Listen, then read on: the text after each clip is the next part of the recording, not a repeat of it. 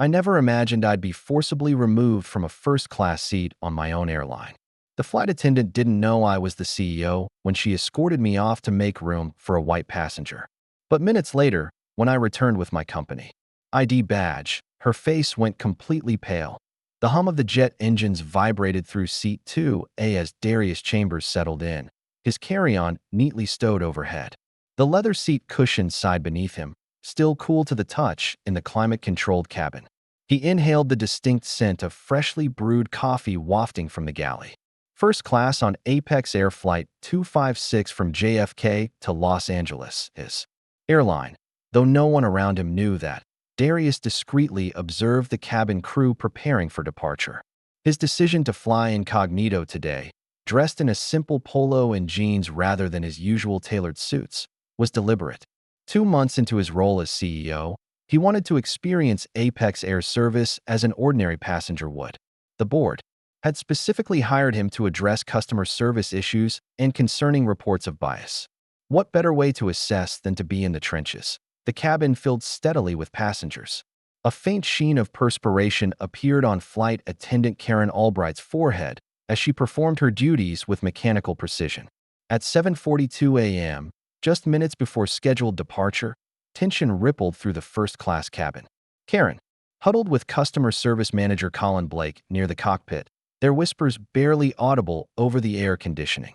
Their eyes darted toward Darius multiple times. "There's been a mistake," Karen announced, suddenly appearing at Darius's side, her navy uniform crisp against the cabin's muted tones. "Sir, you'll need to gather your belongings." Darius looked up, momentarily confused. "Excuse me, your seat assignment. There's been a scheduling error." Karen's lips tightened into a thin line. Behind her stood an older white man in an expensive suit, Preston Walsh, as Darius would later confirm, clutching a leather briefcase, looking vaguely uncomfortable. "I have a confirmed reservation for 2A," Darius replied evenly, producing his boarding pass. The document trembled slightly between his fingers, not from fear, but from the first stirrings of indignation. Karen barely glanced at it. "I understand, but we need to accommodate this platinum member. It's company policy." Darius knew with absolute certainty that no such policy existed at Apex Air. He'd personally reviewed all priority seating protocols just last week. "I'm a platinum member as well," Darius stated, maintaining his composure. "And I checked in hours ago."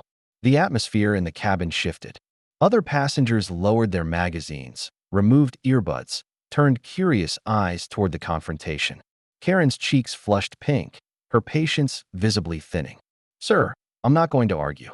We need this seat." Her voice dropped an octave, edged with steel. "We can accommodate you in economy." Economy? Darius felt a knot form in his stomach. Was this really happening? He scanned the cabin. All first-class passengers had been seated without issue. Only he was being singled out for removal. "I paid for first class," Darius stated firmly. Karen's nostrils flared. She signaled to Colin, who had been hovering nervously in the aisle. "Get security." The words hung in the air like a thunderclap. A hushed collective intake of breath swept through the cabin. A woman in 3B covered her mouth in shock. "Preston." Walsh shifted his weight from one foot to another, his discomfort growing visible. Darius sat perfectly still, his mind racing. He could reveal his identity now, end this charade with a simple statement. But something deeper compelled him to experience this fully. This was exactly why he'd come incognito, to see how Apex Air treated its passengers when they thought no one important was watching. Minutes later, 2 airport security officers appeared at the cabin door. The indignity of what was unfolding struck Darius with physical force, a tightness spreading across his chest. "Sir, you need to come with us," one officer stated flatly. With deliberate calm, Darius stood, reaching for his briefcase. The case slipped from his grasp, papers spilling across the floor, quarterly reports he'd been reviewing, ironically including customer satisfaction metrics. No-one moved to help him collect them. Karen watched him passively as Darius knelt to gather his documents, the weight of dozens of eyes upon him. "This is how you treat your customers?" Darius asked quietly, rising to his feet. Karen's gaze slid past him to Preston. "Your seat is ready, Mr. Walsh. Can I get you a pre-flight beverage?" The Security officers flanked Darius, one grasping his elbow firmly. The touch burned through the fabric of his polo shirt. He allowed himself to be guided down the aisle, past rows of averted gazes and wide eyes, past the whispers and uncomfortable coughs. I felt my dignity being stripped away with each step toward the exit, Darius would later recall. In that moment, I wasn't Darius Chambers, CEO of Apex Air. I was just another black man being told he didn't belong in first class. Standing in the jet bridge, pulse pounding in his ears, Darius made a decision. This wasn't just about him.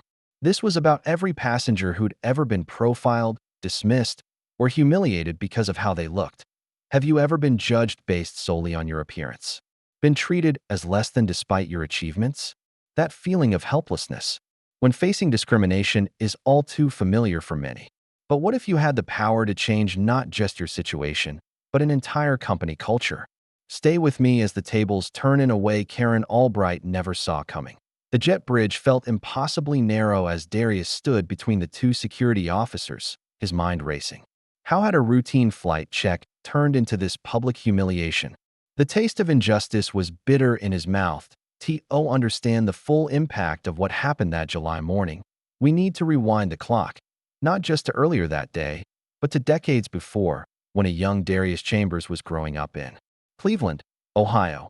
Born to a single mother who worked 2 jobs to make ends meet, Darius learned early that he would need to work twice as hard to get half as far. His mother, Eleanor, a former flight attendant herself until discriminatory policies pushed her out in the 1980s, instilled in him a fierce work ethic and unwavering dignity. "They can take your seat," she told him once after a particularly brutal parent-teacher conference where they'd been made to wait 2 hours, but never let them take your self-respect. Those words echoed through Darius's life as he climbed each rung of the corporate ladder, from his scholarship to Howard University, to his MBA from Wharton, to his first entry-level position at a major consulting firm. In every boardroom, he was typically the only black face. In every promotion cycle, he needed to prove himself repeatedly. By age 35, Darius had built a reputation as the executive who could navigate impossible situations with grace. His specialty became turning around struggling companies, not just financially, but culturally. He had a gift for identifying toxic practices and replacing them with sustainable, equitable systems. When the board of Apex Air approached him about the CEO position, Darius initially hesitated. The airline industry was notorious for its resistance to change. But the challenge proved irresistible, especially after he reviewed the company's internal metrics. Customer satisfaction scores showed alarming disparities in how passengers of different backgrounds rated their experiences. Employee surveys revealed pockets of entrenched bias. "We need someone who can transform our culture," board chairwoman Eliza Montgomery had told him during their final interview. "Someone who understands that excellence and equity go hand in hand." Darius accepted the position in May 2025, becoming one of only 3 black CEOs of major airlines in American history. The announcement made headlines, with industry analysts watching closely to see if he could replicate his previous successes. His first 6 weeks at Apex Air had been a whirlwind of meetings, facility tours, and policy reviews. He'd met hundreds of employees, from baggage handlers to vice presidents, but had deliberately maintained a low profile with frontline staff. Most flight attendants and gate agents wouldn't recognize him on sight. This anonymity was precisely what Darius wanted to leverage for his secret evaluation flights. The morning of Flight 256 began at 5:30 a.m. in his Manhattan apartment. Darius carefully selected casual attire, a navy polo, jeans, and loafers, clothes that would never hint at his executive status. He tucked his company ID deep into his briefcase, intending to use it only in an emergency. Today, he wanted to be treated like any other passenger. His driver dropped him at JFK's Terminal 4 at 6:15 a.m. "Good luck with your meetings in LA, sir," the driver said. Having no idea of Darius's true intentions, Darius moved through the terminal with practiced ease, observing operations with his trained eye. The check-in process went smoothly. The agent was professional, if not particularly warm. Security was the usual choreographed chaos. But it was at the first-class lounge where Darius noticed the first troubling signs.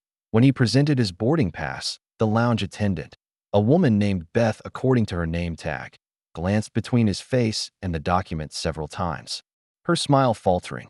"First class to Los Angeles?" she asked, her tone suggesting disbelief. "That's correct," Darius replied evenly. "May I see some ID, please?" Beth requested, though Darius had watched 3 white passengers enter before him without similar scrutiny. He provided his license without comment, making a mental note of the interaction. Inside the lounge, he felt eyes following him as he selected a quiet corner seat. A server approached other guests promptly but bypassed Darius twice before finally asking if he needed anything. These subtle slights were familiar to Darius, small paper cuts of bias that many black travelers experience daily. He'd heard them called microaggressions in diversity trainings, but there was nothing micro about how they accumulated over a lifetime. When boarding was announced, Darius joined the first-class line. Colin Blake, the gate agent, looked up with visible surprise. "First-class boarding is currently in progress," Colin stated, emphasizing first class as though Darius had misunderstood. "Yes, I know," Darius replied, presenting his boarding pass. Colin scanned it with narrowed eyes. "Oh, very well." The pause before the "very well" spoke volumes as Darius walked down the jet bridge. He overheard a fragment of conversation from 2 flight attendants walking ahead of him. "Going to be a full flight. VIP coming in late." One said, "Have to make adjustments somewhere." The other replied, Darius thought nothing of it at the time. Airlines routinely dealt with last-minute changes. What he couldn't have known was that he had already been marked, unconsciously perhaps, as the passenger most adjustable in the cabin's careful hierarchy. Boarding the aircraft, flight attendant Karen Albright greeted passengers with practiced warmth. "Welcome aboard, Mr. Thompson," she beamed to the man ahead of Darius. When Darius stepped forward, her smile remained fixed, but her eyes cooled noticeably. "Seat 2A is on your right," she said, without using his name though it was clearly printed. On the boarding pass she'd just checked, Darius settled into his seat, placing his briefcase carefully under the seat in front of him. He observed as other first-class passengers boarded, mostly white men in business attire, a few white women, and one Asian man who was greeted by name as Dr. Chung by Karen. The cabin filled quickly. At 7:38 a.m., just 7 minutes before scheduled departure, a commotion at the door caught Darius's attention. Preston Walsh, a man Darius recognized from industry events but had never formally met, stood at the cabin entrance looking confused. Behind him, Colin and Karen conferred in hushed tones. Karen's eyes scanned the cabin, landing on Darius. Something in her expression shifted, a calculation made, a decision reached.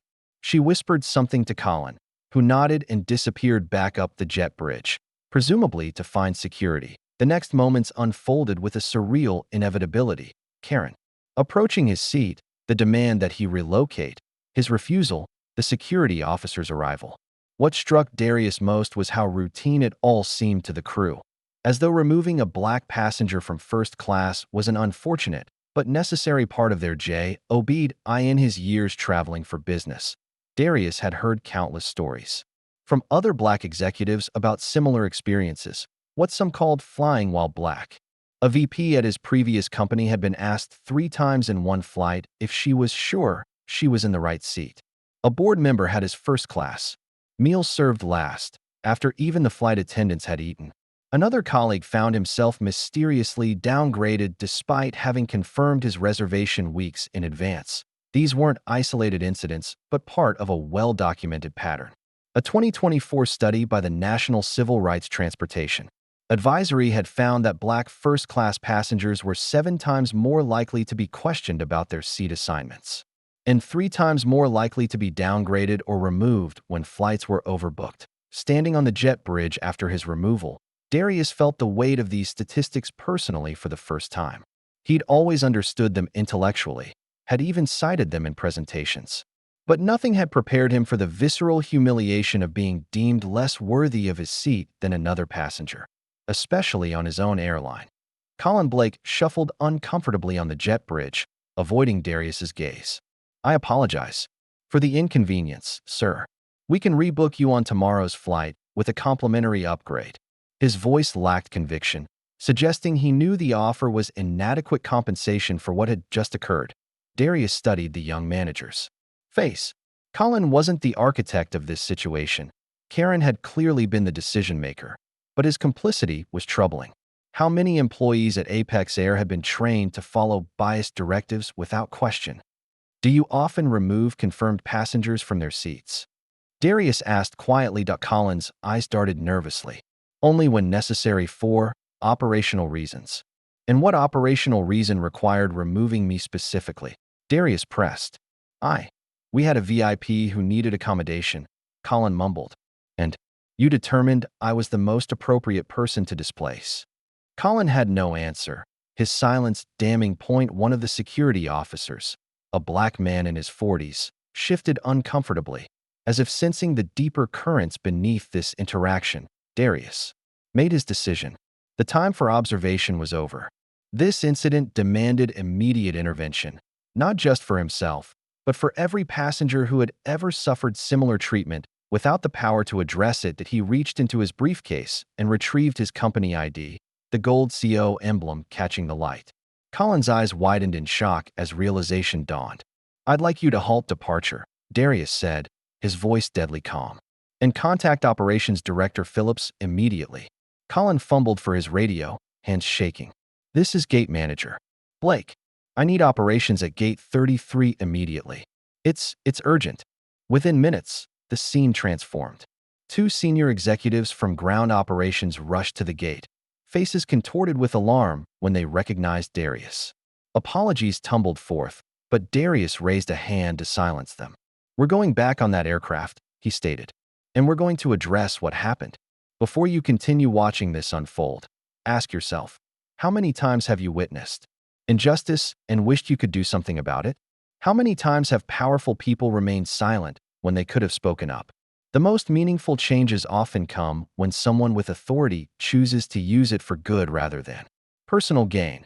What happens next will show you that sometimes the most powerful response to discrimination isn't anger, it's accountability. Stay with me as we return to Flight 256, where a moment of injustice is about to become a catalyst for long overdue change. The jet bridge hummed with tension as Darius Chambers stood flanked by the two senior operations executives who had rushed to his aid. Operations Director Janet Phillips, a veteran of Apex Air with 20 years of service, kept shaking her head in disbelief. Beside her, Vice President of Customer Experience Marcus Washington appeared physically ill, his complexion ashen. I want to be clear about what happens next, Darius said, his voice measured and controlled despite the adrenaline coursing through his system. This isn't about me personally. This is about a fundamental failure in our service culture that must be addressed immediately and publicly. Janet nodded vigorously. Absolutely, sir. This is inexcusable. I'll be returning to the aircraft, Darius continued. I want the cabin crew assembled in the galley for a direct conversation. The passengers will witness this. That's intentional. Transparency matters here. Marcus hesitated.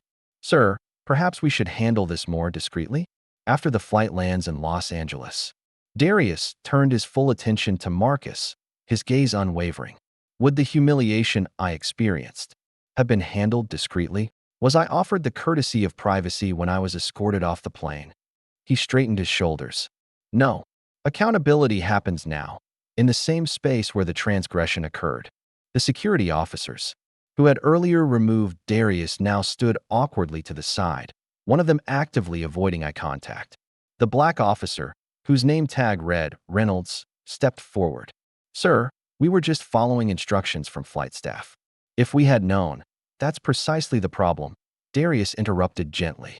Your actions shouldn't depend on who I am. They should depend on what's right. Officer Reynolds nodded solemnly, understanding the deeper meaning behind Darius's words. Colin Blake, the gate manager who had summoned security, looked like he might faint. His tie hung loosely around his neck, and perspiration dotted his forehead. Mr. Chambers, I deeply regret my role in this situation. I should have questioned. We'll discuss your accountability separately, Darius said. Right now, we need to address the in-flight team who made the initial decision. Darius checked his watch, 7:52 a.m. The flight was already delayed by 7 minutes. Every minute cost the airline thousands in operational expenses, but some costs couldn't be measured in dollars. The cost to dignity, to trust, to the brand's integrity. These were the calculations running through Darius's mind as he prepared to reboard Flight 256. "Let's go," he said, striding toward the aircraft door with purpose. The moment Darius reappeared in the doorway of the first-class cabin, a collective gasp rippled through the passengers. Karen Albright was in mid-pour, filling a champagne flute for Preston Walsh, who now occupied seat 2A, Darius's former seat. The champagne overflowed slightly as Karen's hand froze in recognition of what was happening. Behind Darius stood Janet Phillips and Marcus Washington, their presence adding institutional weight to the moment. The captain, alerted to the situation, had emerged from the cockpit and stood watching with a grim expression. "Ladies and gentlemen," Darius announced, his voice carrying through the hushed cabin, "I apologize for the delay in our departure. I'm Darius Chambers, Chief Executive Officer of Apex Air." Karen's champagne bottle slipped from her grasp, caught at the last second by a stunned Preston Walsh. Her face drained of color so rapidly that for a moment, Darius was concerned she might faint. "Ms. Albright," Darius continued, addressing Karen directly, "please assemble your cabin crew in the forward galley immediately." Karen's mouth opened and closed without producing sound. Finally, she managed to whisper, "Yes, sir," before hurrying to collect the other flight attendants. Darius turned to address the passengers, many of whom had their phones out, recording the unfolding drama. "I want to apologize to all of you for this disruption. What you witnessed earlier, my removal from this flight, represents a failure of our service standards and possibly our ethical commitments as an airline. I'm addressing it personally because at Apex Air, we believe accountability starts at the top." Preston Walsh stood suddenly, nearly knocking over his champagne. "Mr. Chambers, I had no idea. I never intended to displace anyone. I was told my usual seat was waiting for me." Darius nodded respectfully. "Mr. Walsh, this isn't about you. Please, remain comfortable. This is about the decisions our staff made and the culture those decisions reflect." In the forward galley, Karen had assembled her team, the junior flight attendant who had been serving the other aisle, and the mid-cabin attendant who had witnessed Darius's removal without intervention. All three stood rigidly, eyes wide with the horrified recognition of their predicament. Darius stepped into the galley, followed by Janet and Marcus. The captain positioned himself at the galley entrance, effectively creating a barrier between the crew confrontation and the watchful passengers, though he made no move to close the curtain that would have provided privacy. "Ms. Albright," Darius began, his voice low but crystal clear, "I'd like you to explain the criteria you used to select me for removal from this flight." Karen's hands trembled visibly as she clasped them before her. "Sir, it was a difficult situation. We had an overbooking in first class, and Mr. Walsh is a Platinum Plus member who—" "I'm also a Platinum Plus member," Darius interrupted smoothly, "as were at least 4 other passengers in the cabin." "Try again." Karen glanced desperately at her colleagues, finding no support. You seemed to be. It appeared you might be the most accommodating passenger to relocate." "Based on what assessment?" Darius pressed. The silence stretched painfully before Karen finally spoke the truth. "You didn't look like our typical first-class passenger, sir." The words hung in the air, damning in their honesty. "Because I'm black," Darius stated flatly that IT wasn't a question, and Karen didn't treat it as one. Her eyes dropped to the floor as she whispered, "I made an assumption. A terrible assumption." The junior flight attendant, a young woman named Taylor, according to her name tag, began to cry silently. The mid-cabin attendant, James, stared straight ahead, his jaw clenched. 2 weeks ago," Darius said, addressing all 3 crew members, "every employee of Apex Air completed mandatory training on unconscious bias and equitable customer treatment. All of you signed an acknowledgement that you understood our zero tolerance policy for discriminatory actions. Is that correct?" 3 heads nodded in unison. "Yet today, you collectively decided that I was less deserving of the seat I paid for than another passenger. You escalated to security removal rather than finding an appropriate solution, and you did so based primarily on how I look." Darius's voice remained steady, but carried an undercurrent of steel. "This isn't just poor customer service. This is a fundamental violation of our company values and possibly federal transportation laws. Karen's shoulders slumped in defeat. We made a terrible mistake, sir. I made a terrible mistake. Yes, you did, Darius agreed. And mistakes have consequences. He turned to Janet Phillips. Miss Phillips, please inform these crew members of our immediate response to this situation. Janet stepped forward, her expression grave. Karen Albright, James Peterson, and Taylor Nguyen, you are all immediately relieved of duty pending a formal investigation. Based on the CEO's first-hand account and witness statements, termination proceedings will begin effective today. You will surrender your company IDs and credentials before leaving this aircraft. James finally broke his silence. Sir, please, I have a family. This job is everything to me. Darius met his gaze directly. Then you should have considered that before participating in the humiliation of a passenger based on his race. Your inaction was complicity. Taylor wiped her tears, finding her voice. I only followed Ms. Albright's lead. I'm still in my probationary period, which is precisely when you should be most attentive to proper procedures. Marcus Washington interjected. The time to speak up was when you saw a passenger being mistreated, not after being caught. Karen, seemingly resigned to her fate, looked up at Darius with red-rimmed eyes. Will you accept my apology, Mr. Chambers? Darius considered her question carefully. Personally, yes. I believe you regret your actions. Professionally, however, the damage is done. Apex Air cannot and will not employ individuals who make customer service decisions based on racial profiling, whether conscious or unconscious. He turned to the captain, who had been silently witnessing the exchange. Captain Reynolds, how quickly can we arrange for replacement crew? The captain straightened. I've already contacted crew scheduling, sir. We have standby flight attendants at Terminal 4 who can be here within 15 minutes. Excellent. Darius nodded. Ms. Phillips, please escort these three off the aircraft and process their employment termination. Mr. Washington, please prepare an announcement for the passengers explaining the delay and offering appropriate compensation for their patience. As the now former crew members were led toward the exit, Karen stopped briefly beside Darius. I've served this airline for 18 years, she said quietly. I never thought of myself as biased. Few people do, Darius replied. That's why it's so important to judge actions rather than intentions. Your actions today spoke volumes. The passengers watched in stunned silence as Karen, James, and Taylor were escorted off the plane. Their careers ended in a matter of minutes. Colin Blake, still standing awkwardly in the jet bridge, blanched when he saw the crew approaching, the realization dawning that he might be next. Darius returned to the main cabin, aware that this flight now teetered on the edge of cancellation. Without a full crew, they couldn't legally depart. The scheduled replacement crew members were still minutes away, and passenger frustration would soon mount. The situation demanded delicate handling. Ladies and gentlemen, Darius addressed the cabin. I want to thank you for your patience during this unprecedented situation. What you've witnessed today is unfortunate but necessary. Apex Air is committed to treating all passengers with dignity and respect, without exception. A smattering of applause broke out, led by an elderly black woman in business class who nodded approvingly at Darius.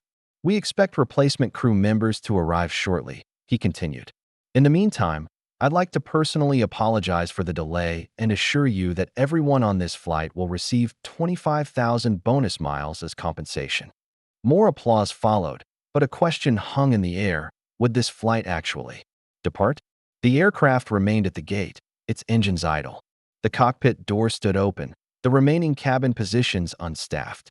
Preston Walsh still occupied seat 2A, looking deeply uncomfortable with his role in the drama. In the quiet aftermath of the confrontation, Darius faced a critical leadership moment. He had taken decisive action against discrimination, but at what cost to operations? Hundreds of passengers needed to reach Los Angeles. Connections would be missed. Schedules disrupted. If reading his thoughts, Captain Reynolds approached. Sir, crew scheduling reports our replacement team is stuck in traffic. Estimated arrival time is now 30 to 45 minutes. The news rippled through the cabin as passengers overheard groans of frustration mixed with whispers of speculation. Darius checked his watch. 8:17 a.m. The scheduled departure time had come and gone. The delay was now officially impacting the airline's on-time performance metrics. But some metrics mattered more than others. Some principles couldn't be compromised, even for operational efficiency. "Captain," Darius said, his decision crystallizing, "we have two options ahead of us, and neither one involves returning to business as usual." The cabin of Flight 256 hummed with nervous energy.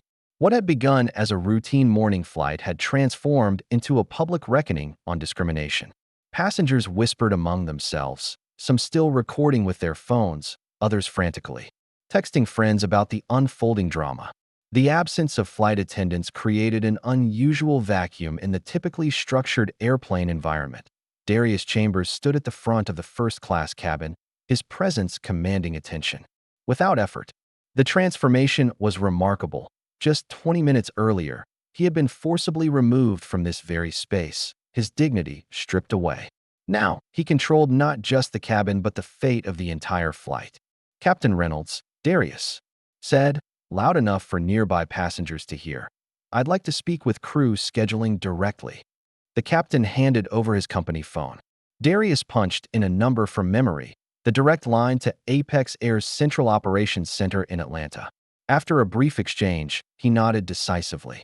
"Ladies and gentlemen," Darius addressed the cabin, his voice carrying clearly through the space, "I've just spoken with our operations team.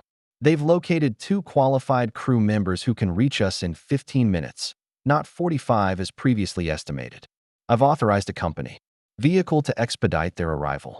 A collective sigh of relief rippled through the cabin. Darius continued, "While we wait, I'd like to explain what will happen next. This flight will proceed to Los Angeles today. Every passenger will reach their destination, though we'll depart approximately 30 minutes behind schedule." The focused efficiency with which Darius handled the crisis impressed even the most frustrated passengers. He moved through the cabin, personally addressing concerns. His earlier humiliation transformed into authoritative presence. The power dynamic had shifted completely. The man who had been deemed unworthy of his seat now determined everyone's fate.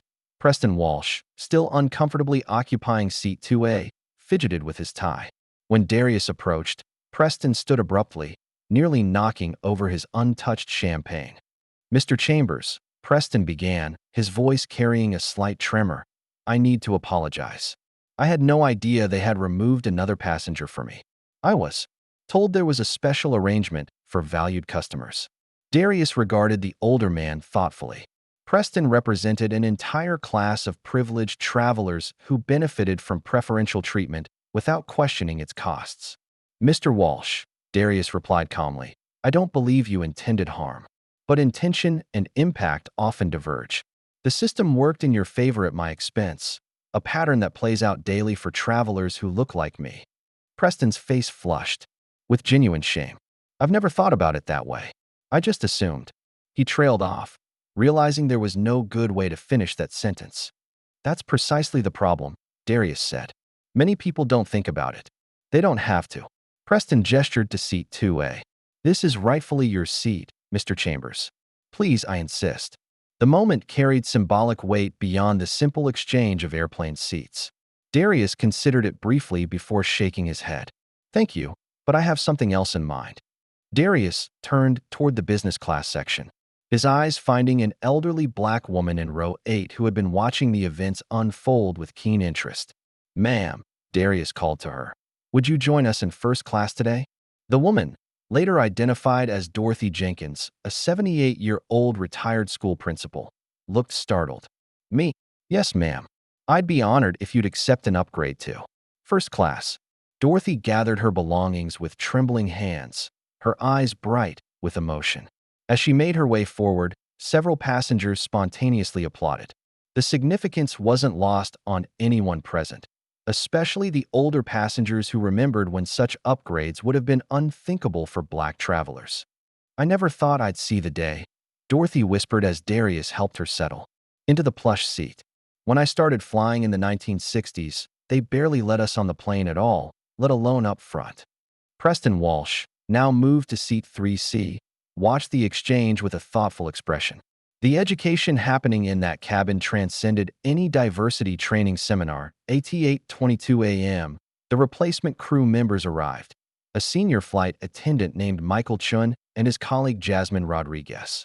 They boarded breathlessly, having rushed from another terminal. "Mr. Chambers," Michael said, extending his hand. "It's an honor, sir.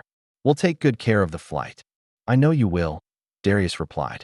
"And please, treat every passenger as if they might be the CEO." Michael nodded, understanding the deeper instruction. "Always, sir." With professional efficiency, Michael and Jasmine prepared the cabin for departure, assisted by two regular crew members from economy class who had not been involved in the earlier incident. The atmosphere shifted from tense to purposeful. By 8:35 a.m., the aircraft pushed back from the gate, only 45 minutes behind schedule, a minor delay considering the seismic events that had transpired. As the plane taxied toward the runway, Darius declined offers to sit in first class, instead taking a jump seat in the galley for takeoff. From this vantage point, he could observe the cabin without being the center of attention. Dorothy Jenkins sat regally in first class, being served a mimosa by Jasmine with genuine warmth. Preston Walsh appeared deep in thought, perhaps reassessing privileges he had long taken for granted. The engines roared to life, pushing passengers gently back into their seats as Flight 256 accelerated down the runway.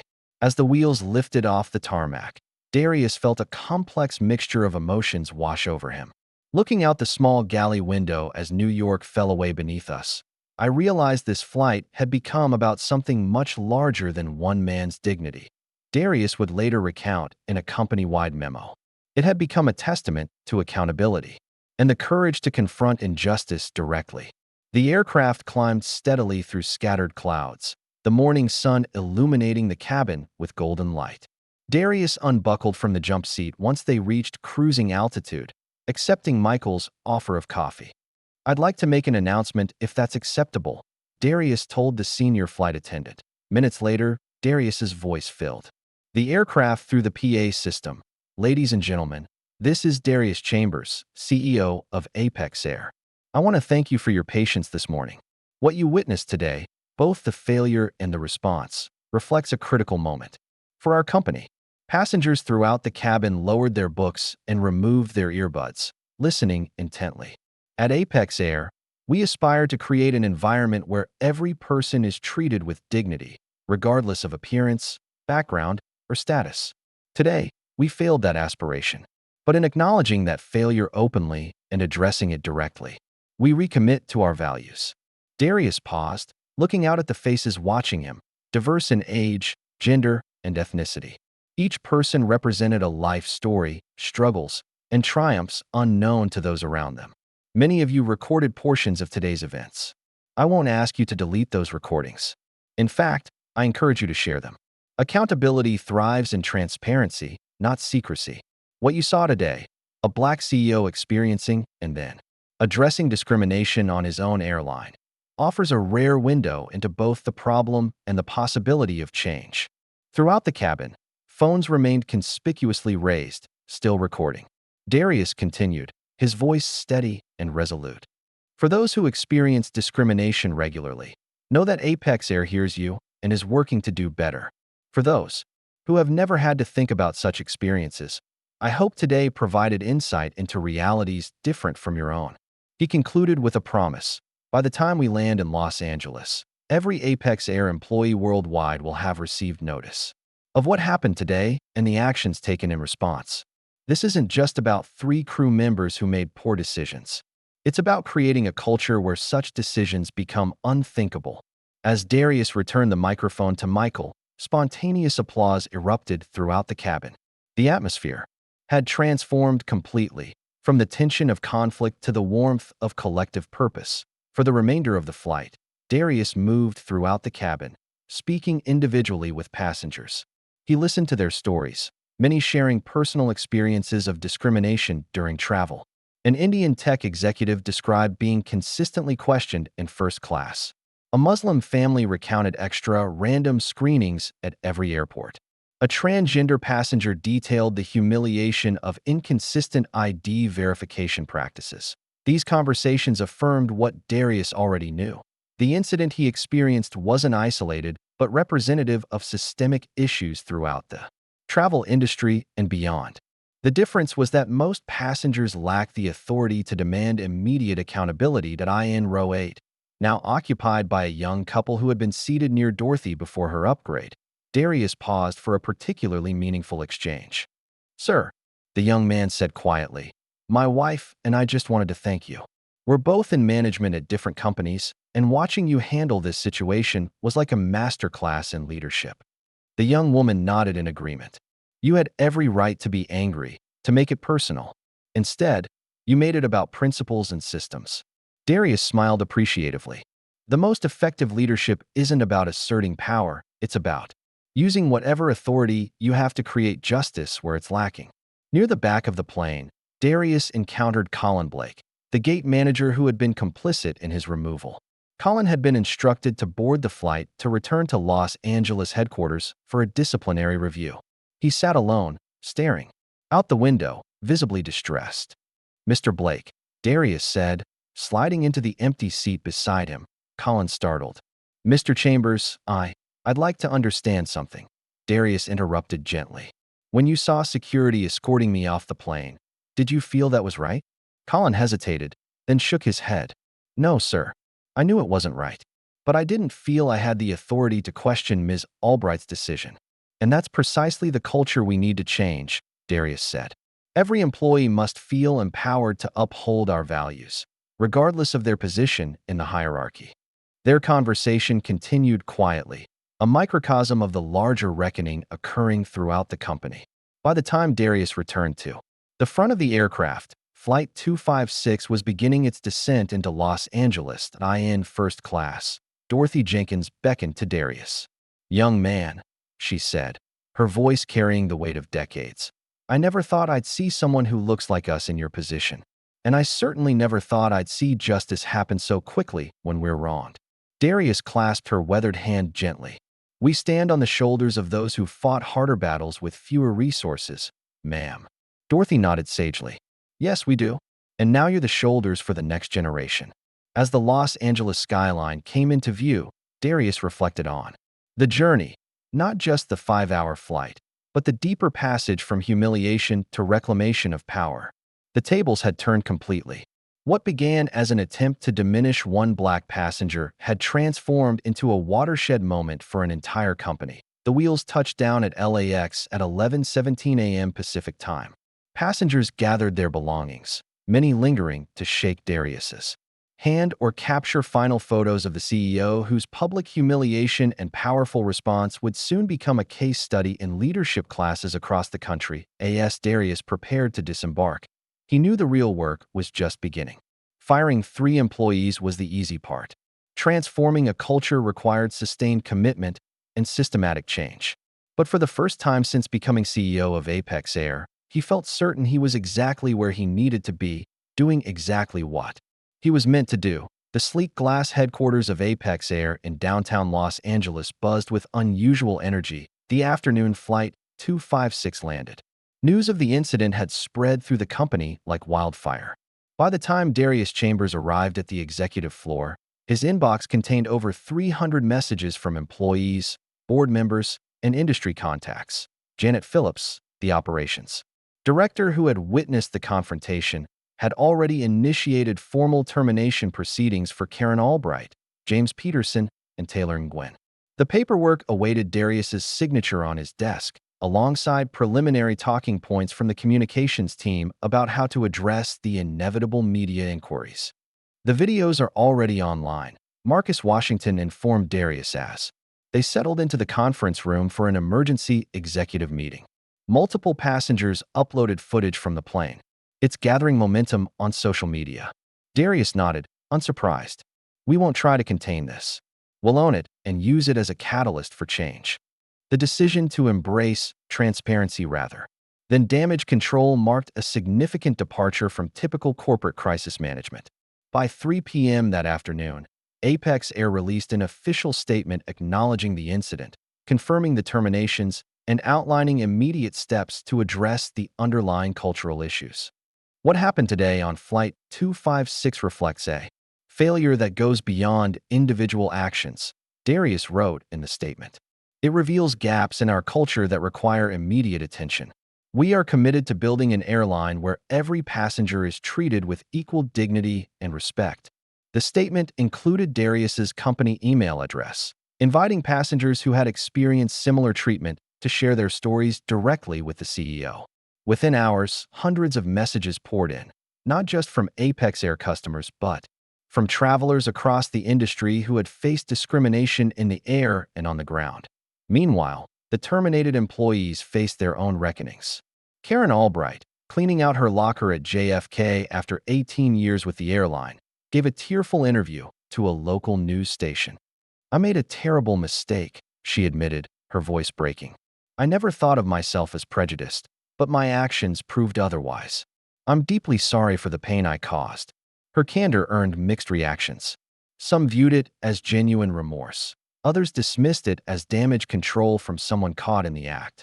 What couldn't be disputed was the impact on her career, no major airline would touch a flight attendant terminated for discriminatory conduct, especially one whose actions had gone viral. James Peterson and Taylor Nguyen maintained lower profiles, declining interview requests. Industry sources reported that both were exploring opportunities outside aviation, their dreams of long-term airline careers effectively grounded. Colin Blake, the gate manager who had been complicit in the incident, faced a different outcome.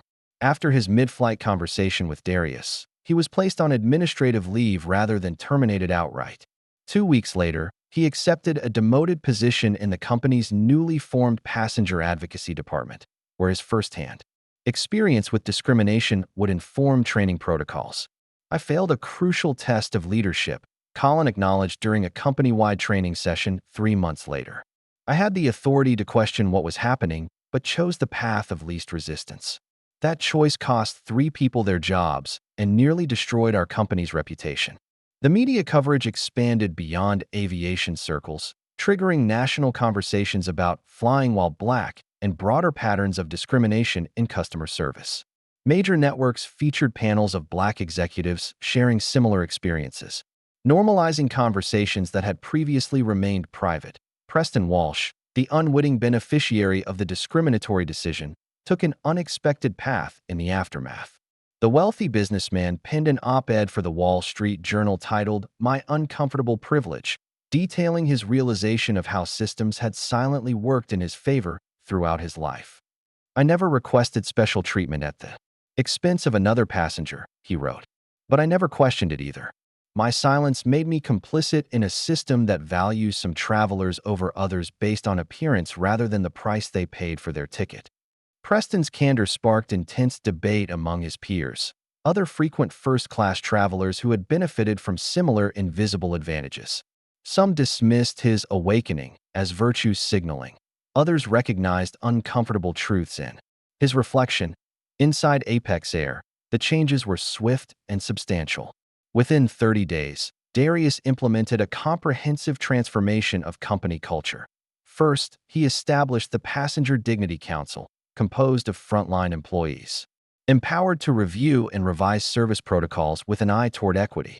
The council included Colin Blake, whose perspective as someone who had failed to intervene provided valuable insight. Second, Darius overhauled the training program for all customer-facing staff. Beyond standard diversity modules, employees now participated in immersive scenarios designed to build empathy and courage. Flight attendants practiced interventions when witnessing potentially biased treatment, regardless of who initiated it. Third, Apex Air created a transparent reporting system for passengers who experienced discrimination. Reports went directly to senior management rather than being buried in general customer service feedback. Monthly metrics on these reports became part of executive performance reviews. Perhaps most significantly, Darius established the first class for all policy, a revolutionary approach ensuring that all passengers, regardless of ticket class, received baseline treatment reflecting human dignity. The policy explicitly rejected preferential treatment based on factors other than purchase services. 6 months after the incident, Darius Chambers addressed a national conference on corporate ethics, sharing lessons from what had become known throughout the industry as the Flight 256 turning point. The easiest response would have been firing those directly involved and moving on, Darius told the audience of executives. But that would have addressed symptoms while ignoring the disease. We chose instead to examine the entire ecosystem that made such discrimination possible. The results spoke for themselves. Passenger satisfaction scores for Apex Air had initially dipped in the immediate aftermath, but rebounded to record highs within 3 months. Notably, satisfaction among Black travelers and other minority groups showed the most significant improvement. Employee retention strengthened as staff reported greater pride in the company's values-driven approach. Dorothy Jenkins, the elderly passenger Darius had upgraded to first class during the incident, became an unofficial ambassador for the airline. Her interview with a prominent Black-owned media outlet, where she described the experience as healing, decades of travel and dignities in a single moment, resonated deeply with older Black travelers who had lived through formal and informal segregation. For the first time in my 78 years, she said, I watched someone who looks like me use power not just for personal gain, but to correct a wrong that affects all of us. 1 year after Flight 256, Darius reflected on the experience in his personal journal. The morning I was escorted off that plane remains etched in my memory, not for the humiliation, but for what it revealed. I experienced in those moments what countless travelers face regularly without the power to address it. The difference wasn't that I faced discrimination. The difference was that I could do something about it. The true measure of leadership isn't how we wield power for personal benefit, but how we use it to create spaces where dignity is universal rather than reserved for the privileged few. What began as a personal affront transformed into a company-wide awakening. We're not perfect. Bias still exists, but we've created systems where such bias is challenged rather than reinforced. Perhaps the most meaningful outcome has been the letters from young Black professionals who tell me they carry themselves with greater confidence in first-class cabins, knowing someone who looks like them sits in the CEO's chair and won't tolerate their mistreatment. This ripple effect of dignity, this strengthening of expectation that one deserves respect, may be the most lasting legacy of that July morning. The story of Flight 256 eventually became a case study at top business schools, teaching future leaders about corporate culture, crisis management, and the power of lived experience in driving meaningful change. What began as a routine flight check by an incognito CEO had catalyzed a transformation that extended far beyond one airline or industry. So, I ask you now, what would you do with the power you hold? We all possess authority in different contexts as managers, customers, witnesses, parents, friends. When you observe someone being diminished based on their appearance, do you remain silent or speak up? Do you question systems that favor some over others, even when those systems benefit you personally? The most profound changes don't require a CEO's authority.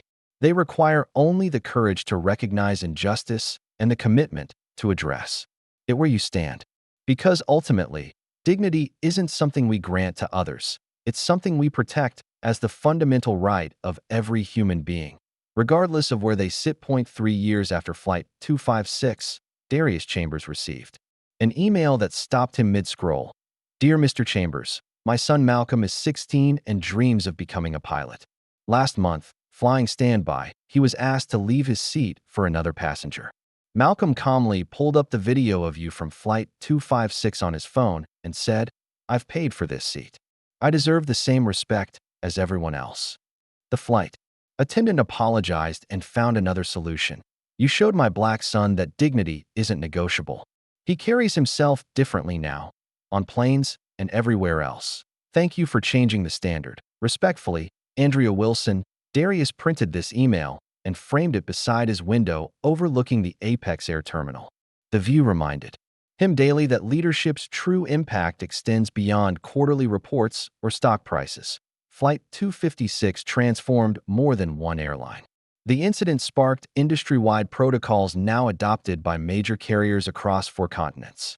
Transportation equity groups cite the Chambers standard when advocating for consistent treatment regardless of appearance. The most profound change remains invisible. Thousands of passengers who now travel with the quiet confidence that their dignity matters, not because of their status, but because it's the new standard.